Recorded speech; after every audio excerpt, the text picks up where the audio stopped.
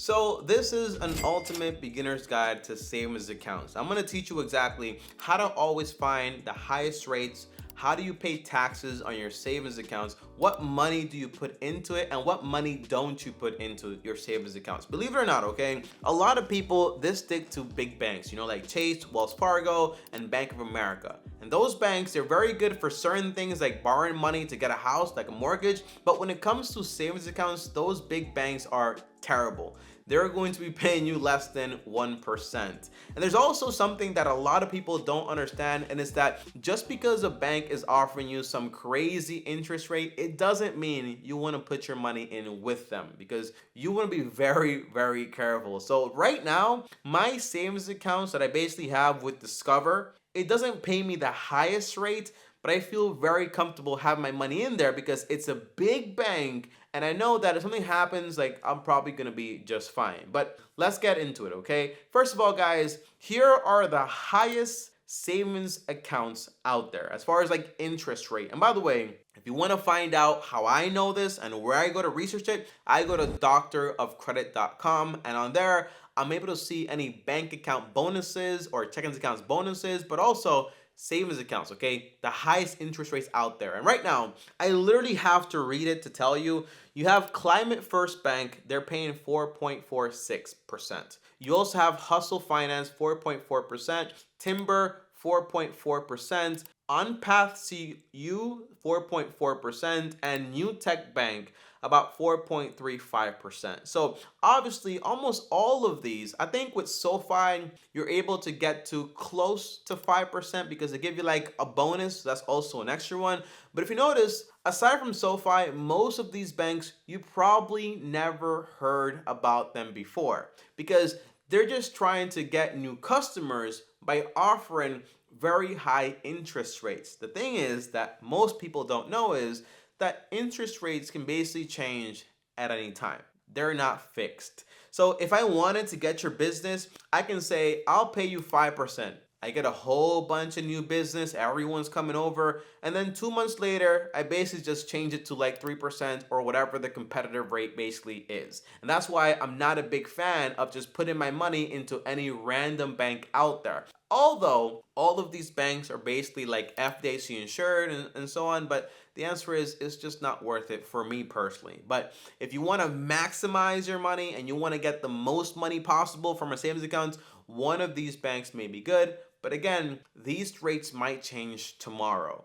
That's the whole idea. So I would just find yourself a big bank or a well-known bank that is competitive and you also like, and you like their features, and you also like their customer service. That's why I like Discover. I can call at any time. They're going to answer. They're very friendly. They're very helpful, and they know what they're doing, okay? That's the whole idea. So that's why I picked them. But SoFi is also a good one. Wealthfront is also a good one. Their Ally Bank is also a great one. But usually like the classic banks, like with the physical locations, they're usually going to pay you a lot less because they have more expenses. But the truth is, they just pay people less because they want to, right? It's just what they do. You can't trust those big banks. And by the way, do not be loyal to any bank at all. Discover is great today, but if they were to offer me some crazy low rate, I would basically just move over somewhere else that's also a big bank that's trusted and that's competitive. So no loyalty. Don't be like your parent. I use Wells Fargo because I've always had it. No, that's not a good reason. All right? Not a good reason at all. Now, what money exactly are you supposed to put into your savings account? All right? For me personally, I only put, for example, the money I'm going to need immediately. So that means, for example, my sinking fund, my emergency account, or a down payment that I'm saving up to buy a house, or things like that, okay? And here's the main reason. Although you can have a savings account paying you 6% or even 10%, which is a little crazy, but the answer is you're never going to be really making a profit.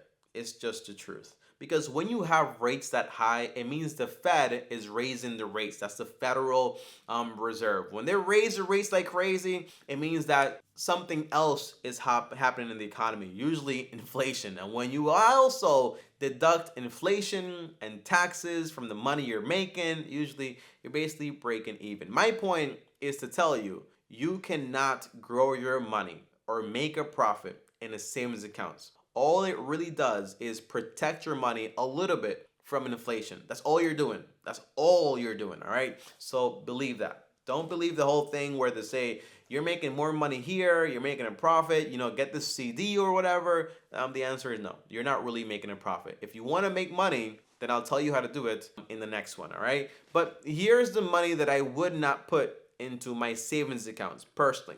I would not put the money that I want to use to make more money, like the money for growth. I'll probably put that in the stock market. I'll probably put that into real estate. I'll probably put that into business and so on, because that can actually make you a profit, like a real profit. Maybe not that much money, but you're actually going to be turning a profit, all right? So I'm actually looking at a property. I haven't told anyone this at all, so you're hearing this for the first time. I'm looking at a property and we might purchase it for about like $25,000.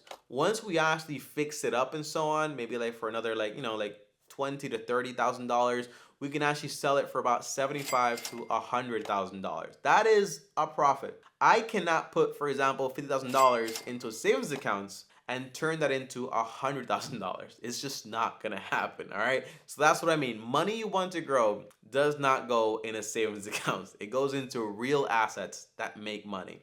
Number two, money that I want to protect. And here's what I mean, okay? So yeah, a savings account is supposed to protect your money from inflation, but not really. It really doesn't, because it's usually going to be under inflation. It's just a terrible thing. So the money that I actually would want to protect, I would actually put that into real assets. I wouldn't leave it into just like paper. And here's why.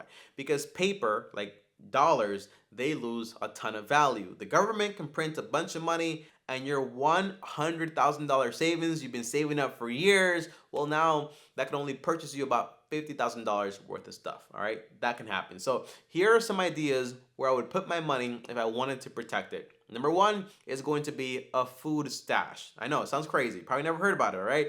But if you put your money into food, that stuff you were going to buy anyways, you can store it and you can have it in there for a year. So me personally, my family, we bought 1 year's worth of food, and that is storing the value of our money because we purchased it. So although prices might go up, it doesn't matter because we already have it. Number two is investing into better skills. So if I put my money into learning how to talk better on YouTube videos, doing more research, buying more books, taking more courses and so on, that can make me more money. Same thing for you and your career. That is going to be a better investment. Now, number three is also buying the tools of your trade. So I can buy a laptop, SD cards, the things I need to basically do my job here. But for you, it might be certain tools, and so on. And that is going to be stored value because you already got it. You need it to make money. And if prices go up, doesn't matter because you already have it. And number four is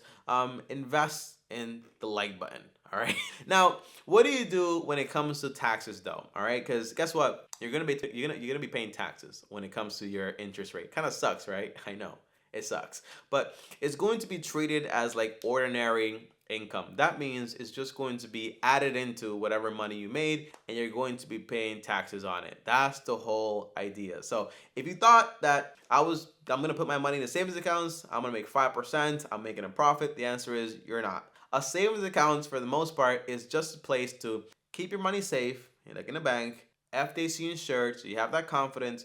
You're making some money, so you're saving some money on inflation for the most part, but you also have quick access to it in case you actually need to do it. Like I wouldn't put a savings account's money or emergency account money like into a stock because it might go down. I wouldn't put it into real estate because I can't sell a house immediately, all right? So that's the whole idea. So yeah, that is the ultimate guide to a savings accounts. Get whichever big bank is paying competitive rates and just put the money in there that you're going to need at any moment's notice, and that's the idea.